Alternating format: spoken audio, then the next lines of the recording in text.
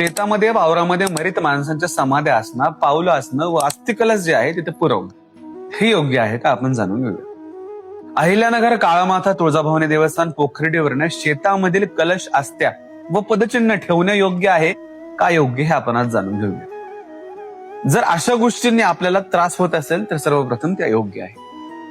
बरं, समाधी किंवा एखाद्याचं पदचिन्ह बनवण्याचा अधिकार कधी असतो? जर तो व्यक्ती प्रपंचापासून वेगळा असेल, त्याने वैराग्य घेतलेला असेल, बालब्रह्मचारी असेल, तेव्हा त्या व्यक्तीला समाधी दिली जाते. समाधी कोणकोणत्या प्रकारची असते? जलसमाधी, भूसमाधी इत्यादी प्रकारच्या समाध्या ज्या आहेत ते दिल्या जातात. मग जे प्रपंचिक माणसं आहेत त्यांना पंचतत्वात त्यांचे शरीर विलीन करून गंगेमध्ये विसर्जन करण्याची परंपरा आहे. आपण चित्र, फोटो स्वरूपात घरी पूजा करू शकतो आपल्या पितरांची, परंतु पाऊदका किंवा दगड मांडणं ही अतिशय चुकीची परंपरा आहे.